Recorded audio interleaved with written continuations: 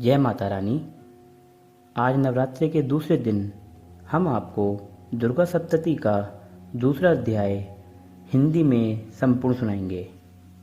मेघा ऋषि बोले, पहले समय में असुरों के राजा महिषासुर और देवताओं के राजा इंद्र के मध्य 100 वर्षों युद्ध हुआ। युद्ध में असुरों ने देवसेना को हरा दिया। देवता को जीतकर महिषासुर इंद्र बन बैठा। देव हार कर ब्रह्मा को साथ लेकर महादेव तथा विष्णु के पास गए।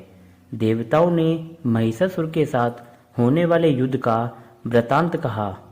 उन्होंने कहा, महिषासुर ने सूर्य, इंद्र, अग्नि, चंद्रमा, यम, वरुण और दूसरे देवताओं के अधिकारों को अपने हाथ में ले लिया है। दुष्ट महिषासुर ने सब देवताओं को स्वर्ग से निकाल दिया। इंद्र के शत्रु ने जो कुछ किया वह सब हमने आपसे निवेदन किया। अब हम आपकी शरण में आ चुके हैं। कृपा करके असुर का वध करने का उपाय करें। देवताओं के वचन सुनकर विष्णु भगवान और महादेव अत्यंत क्रोधित हुए। बहुगण गई, मुख तमतमा गया। क्रोध से युक्त विष्णु, महादेव तथा ब्रह्मा तीनों के मुख से एक एक बहुत बड़ा तेज निकला। अन्य इंद्र आदि देवताओं के शरीर से भी एक एक बड़ा तेज निकला। वह सब तेज एक स्थान में एकत्रित हो गया। देवताओं के देखते देखते वह तेज पुंज जलते हुए पर्वत के समान हो गया और उसकी ज्वाला की दीप्ति सब दिशाओं में फैल गई। सब देवताओं के शरीर से उत्पन्न वह एकत्र अतुल तेज तीनों लोकों को प्रकाश दे रहा था। जब वह एक हुआ तो स्त्री रूपी हो गया।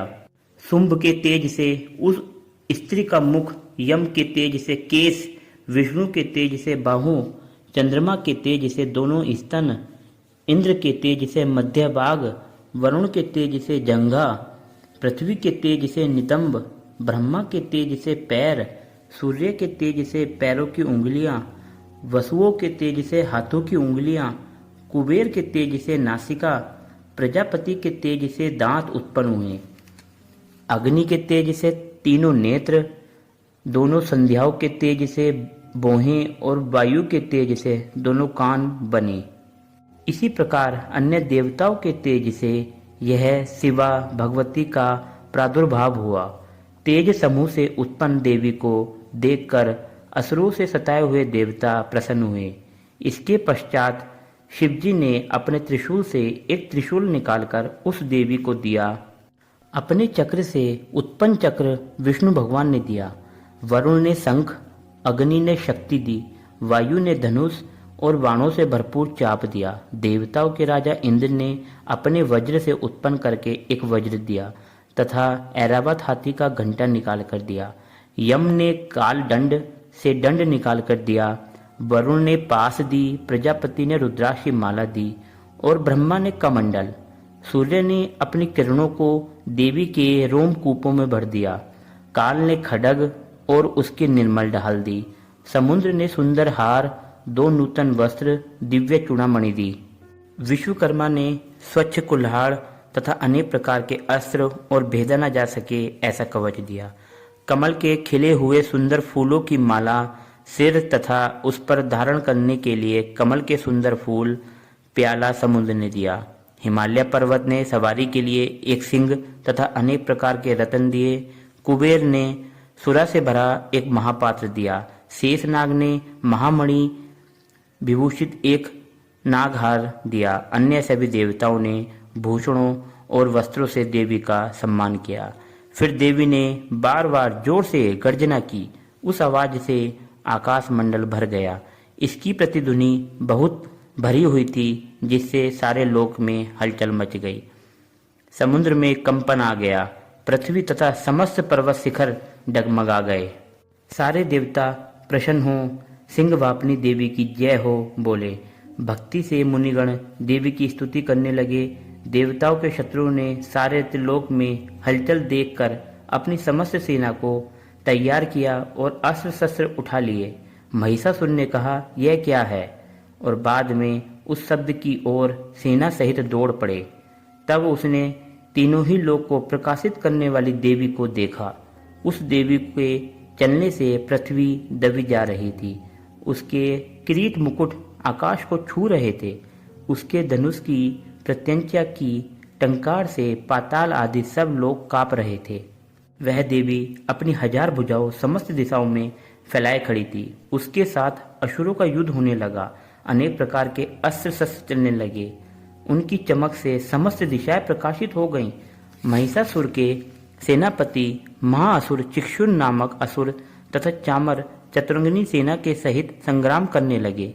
चामर असुर चतुरंगिनी सेना तथा 1000 सैन्यों को लेकर उद्रक राक्षस अपने अपने साथ में लेकर युद्ध करने लगे।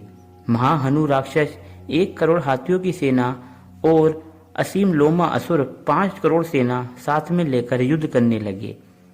वाष्फल नामक असुर 60 लाख रथ तथा हजारों हाथी घोड़े की सेना लेकर युद्ध करने लगा। व्रत नामक असुर 1 करोड़ सेना लेकर, बिडाल असुर ने 1 करोड़ 50 लाख सेना लेकर तथा और असुर ने भी आयुष सेना रथ हाथी घोड़ा साथ लेकर देवी से युद्ध करने लग गए। और महिषासुर भी श्री भगवती के साथ युद्ध करने के लिए करोड़ करोड़ रथ हाथी तथा घोड़े की सेना साथ में लेकर समर भूमि में आ डटा। वे राक्षसगण तोमर, विधिपाल, शक्ति, मूसल, खड्ग, फरसा, पट्टिस आदि हथियारों से भगवती के साथ समर करने लगे। कुछ दैत्य भगवती के ऊपर शक्ति फेंकते तथा कई पास फेंकते।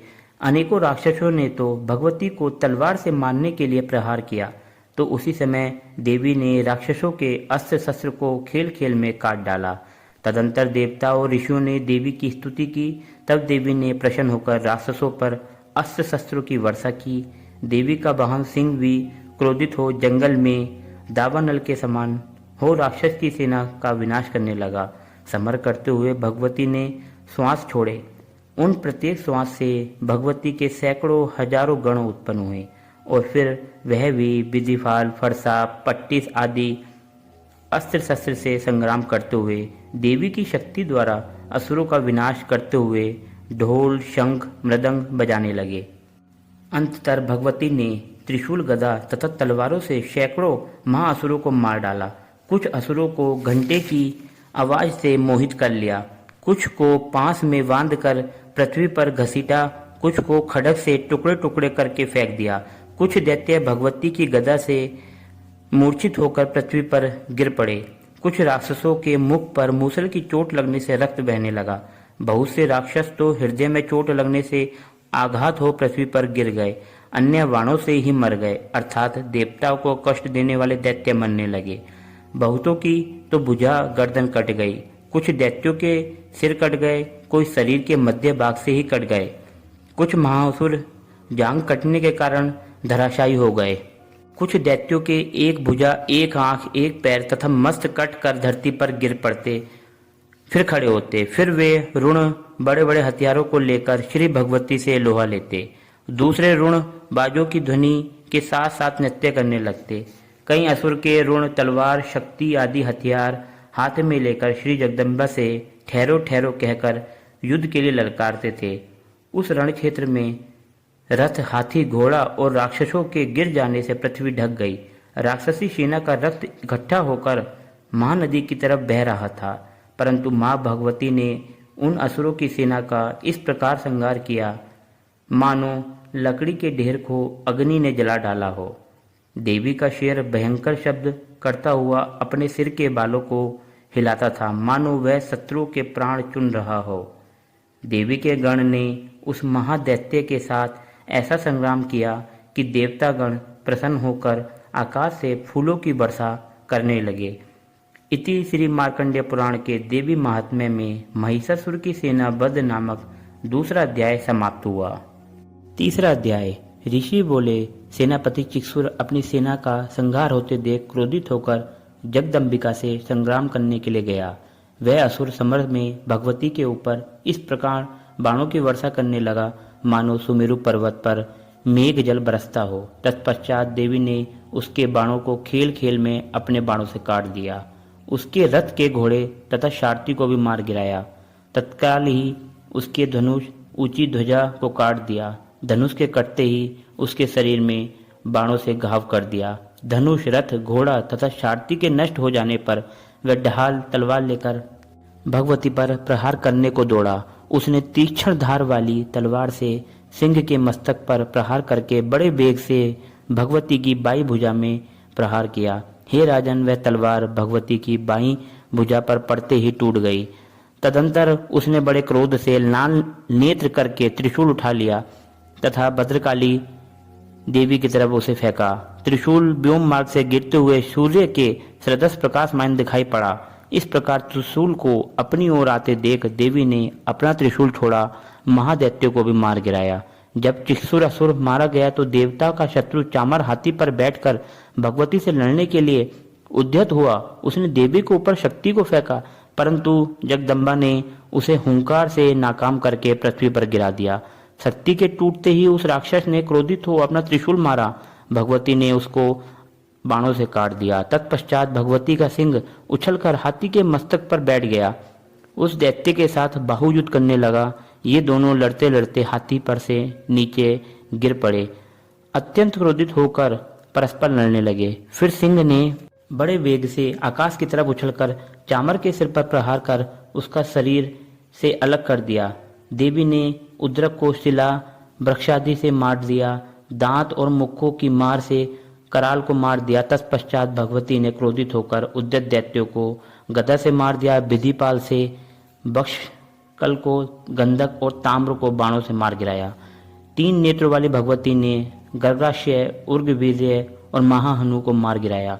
बिडाल का सिर तलवार से काट दिया।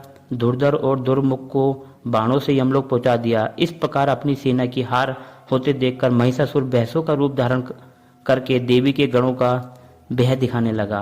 किसी को थुथुन से प्रहार करने लगा, कुछ को खुर से, कुछ को पूंछ की फटकार से, कुछ को सींगों की टक्कर से चोट मारने लगा। किसी को तेज दौड़कर, किसी को गर्जना करके, किसी को चक्कर देकर, किसी को श्वास की वाष्प से पृथ्वी पर पटकने लगा।